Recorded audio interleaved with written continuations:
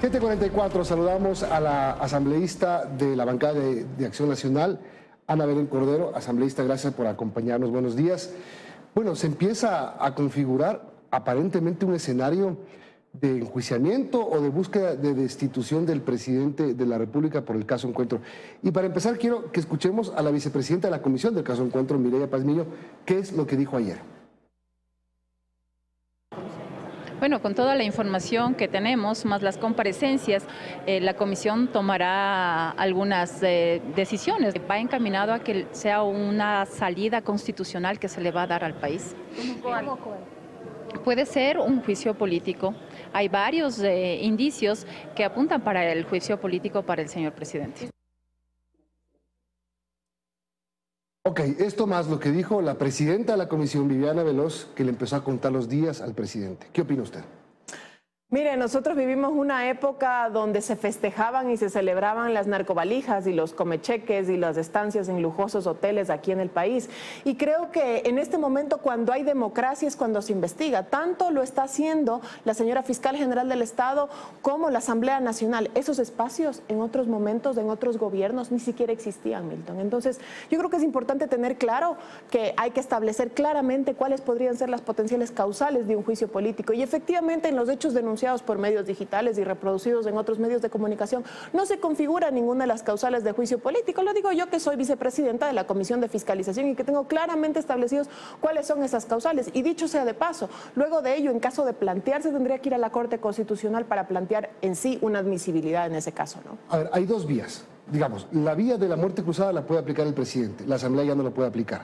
¿Es verdad o no es verdad? Efectivamente, la Asamblea no lo puede aplicar. ¿Por qué? Porque el legislador de Montecristi, cuando estableció esta herramienta constitucional, la planteó justamente para que sea utilizada en un solo periodo por una única vez. ¿Y por qué quiere decir eso? Muchos otros dicen, o hay teorías jurídicas que dicen, se puede volver a utilizar porque no se hizo efectiva. ¿Qué querría decir entonces? Que el legislador de Montecristi lo que quería para su presidente, que estaba legislando en esos momentos, era una inestabilidad jurídica y política constante donde se puede activar este mecanismo durante los 3 primeros años de gobierno en lo absoluto. Este mecanismo, la Asamblea Nacional en junio de 2022 ya lo agotó y no lo puede volver a utilizar. Pero le quedan el 129 y el 130. Y vamos un poco hablando de las posibilidades que seguramente la oposición ya está armando. El 129 es el juicio político, por 3 razones. Por delitos contra la seguridad del Estado. 1, ¿hay o no hay? No ha habido, pues el presidente de la República no ha incumplido para nada eso, ¿no? Por delitos de concusión, cohecho, peculado o enriquecimiento ilícito. Aquí es donde buscarían, porque según el relato, la campaña del presidente Lasso se contaminó de dineros de la mafia albanesa. ¿Puede ser eso? Mire, claramente la Constitución dice por delitos. Para que exista un delito tiene que existir una sentencia. Y en este momento no existe sentencia alguna contra ningún funcionario. ¿O una investigación en curso de la Fiscalía? Una investigación en curso no establece un delito. Nosotros en teoría jurídica, cuando estudiamos en las aulas, sabemos claramente que un delito se configura como una sentencia ejecutoriada, Milton. Y por otro lado, que la Fiscalía está investigando, está en una indagación previa, ni siquiera existe una instrucción fiscal o un dictamen fiscal. Con lo cual, tienen que haber todas las evidencias del caso para lograr comprobar eso. Yo le digo una cosa, Milton. Estos que están buscando la desestabilización hoy, sobre todo el correísmo, son los que quisieron desestabilizar a un gobierno que incauta droga, que lucha contra el crimen organizado y el narcotráfico. Así lo plantearon en Pandora. Así lo quisieron plantear en la muerte cruzada y en el paro en junio de 2022. Así quisieron establecer un crimen de Estado, un atroz femicidio a María Belén Bernal. Y hoy quieren ir por la cabeza del presidente por unas difusiones en un medio de comunicación. No se va a permitir intentonas golpistas desde ninguna parte del Estado. 3 del 129 por delitos de genocidio, tortura, desaparición forzada de personas, secuestro u homicidio por razones políticas o de conciencia. El 130 no es juicio político, pero es destitución del presidente, y aquí hay algunas causales. 2, por arrogarse funciones que no le competen constitucionalmente previo dictamen favorable de la Corte Constitucional. 2, por grave crisis política y conmoción interna. Aquí también buscarían configurar esta carta que necesitaría 92 votos. Intentaron configurarla en junio, Milton. Justamente ellos fabricaron, entre comillas, esta crisis o esa grave conmoción interna que nos llevó a un exitoso proceso de mesas de diálogo que hoy están cumpliéndose con los distintos sectores de la sociedad. Entonces, ellos fabrican la crisis y ellos mismos pretendieron activar ese mecanismo justamente para destituir un presidente electo en las urnas. Yo digo, son malos perdedores. Ahora que el gobierno perdió la consulta popular, hemos sido maduros políticamente y hemos sabido entender ese mensaje del pueblo ecuatoriano. Pero los correístas son malos perdedores porque no saben reconocer un gobierno democrático elegido en las urnas como es el del presidente Guillermo Lasso, y hoy han intentado, como 4 veces anteriores, como mencioné hace un momento, desestabilizarlo en su presidencia. O sea, ¿ustedes creen que no se configura ningún tema constitucional, como dijo la asambleísta Mireya Pazmiño, que sí habría una causal constitucional para darle una salida anticipada al presidente? No habría en lo absoluto una causal constitucional, Milton, porque primero se trata de delitos y justamente un delito se configura cuando existe una sentencia ejecutoriada. Los delitos y la presunción de inocencia van de la mano. En este momento no existe ningún delito cometido por ningún funcionario público. De hecho, las indagaciones previas que avanzan en Fiscalía sobre los distintos casos que ha abierto la señora fiscal ni siquiera están en instrucción fiscal, algunos de ellos ni con dictamen acusatorio, con lo cual no existe un delito que se le pueda atribuir al presidente de la República. Ahora, ustedes podrían tener la razón por todo lo que me dicen, pero ellos tienen los votos.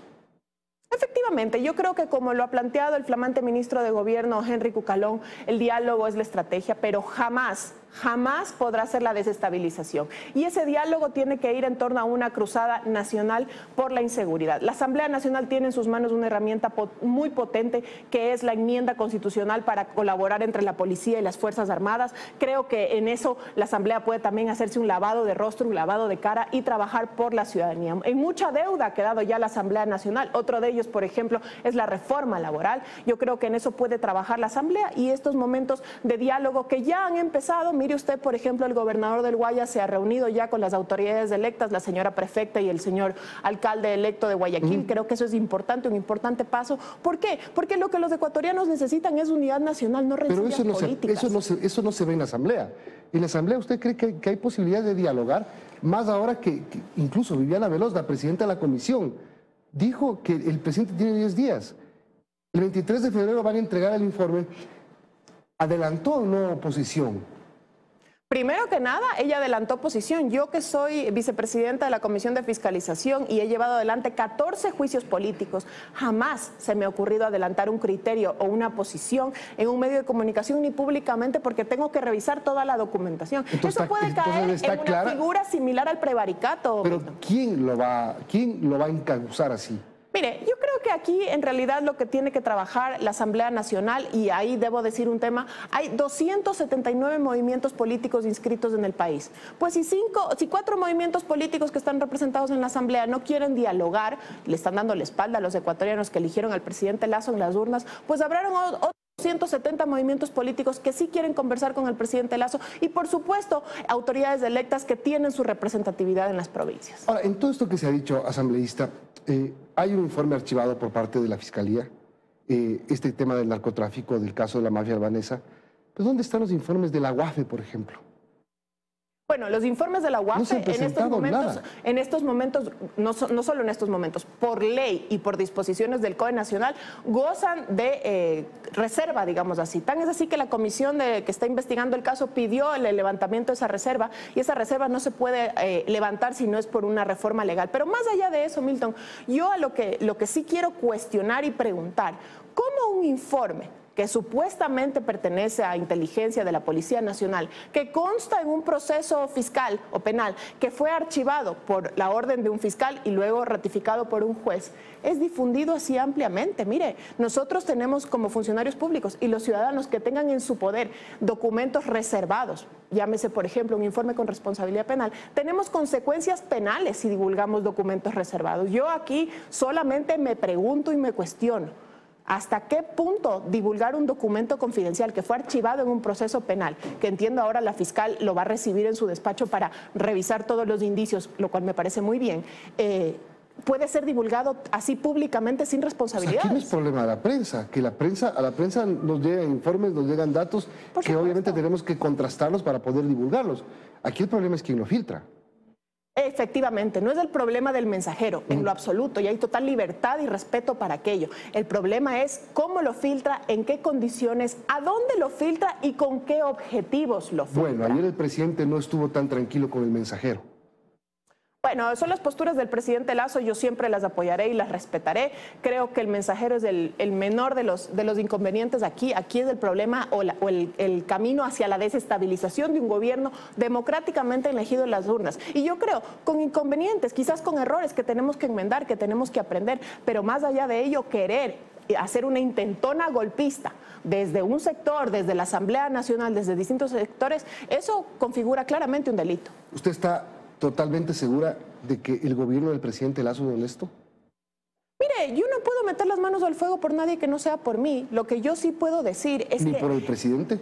Yo confío en la calidad moral y humana del presidente Guillermo Lasso, por eso lo acompaño ya más de 10 años en este largo recorrido por el Ecuador, y así lo pienso y así lo sostengo. Sin embargo, un gobierno, cualquiera que este sea, de cualquier tinte, no puede estar por encima de todos los funcionarios del Estado, es enorme, y eso sí puedo dar fe. El presidente Lasso ha estado en una constante lucha contra la corrupción desde el día 1 de este gobierno y creo que se ha mantenido hasta el día de hoy. Ahora, lo que hay que reconocer, asambleísta, es que al presidente se le metieron algunas personas y algunas cuestiones, empresas eléctricas. Hay cuestionamientos severos sobre las irregularidades y contratos que están siendo cerrados por la Fiscalía. Hay un Cherres que se metió por ahí y que quiso hacer influencia a través del cuñado del presidente, cosas que son reales. El señor Cherres deberá responder a la justicia como todos los ciudadanos deben responder. Nadie está exento de la ley. Y el cuñado del presidente también. Todos los ciudadanos deben responder ante la ley, funcionarios públicos o no funcionarios públicos. Pero querer endilgar responsabilidad política por hechos de terceros que ni siquiera son funcionarios públicos es sobre todo y a todas luces una intentona desestabilizadora de los malos perdedores que no saben perder en las urnas. O sea, pese a que hay corrupciones de empresas públicas o indicios claros de corrupción en las empresas públicas, funcionarios que se metieron mal, incluso algunos relacionados con la mafia albanesa, ¿usted cree que no hay ninguna causal para que el presidente salga del poder? Hechos, Milton, que usted está mencionando, está en todo el derecho y en toda la responsabilidad y atribución de investigarlo, tanto la Contraloría General del Estado si es que ha habido mal uso de recursos públicos, como la señora Fiscal General del Estado si es que se han configurado delitos. Eso nadie está cuestionando. Aquí lo que se está cuestionando es en el ámbito político, que quiere haber una intentona golpista. Si vamos por esas, entonces el gobierno anterior del anterior y el anterior también hubiesen sido destituidos.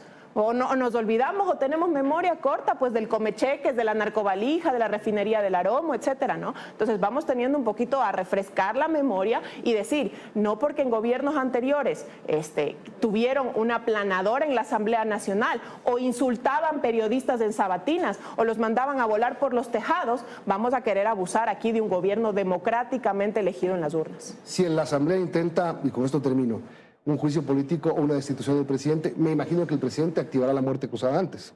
Bueno, eso es una decisión que tomará el señor presidente en su momento. Yo creo que lo más importante es hacer respetar la democracia, las instituciones y lo elegido democráticamente en las urnas, que es el gobierno del presidente Guillermo Lasso.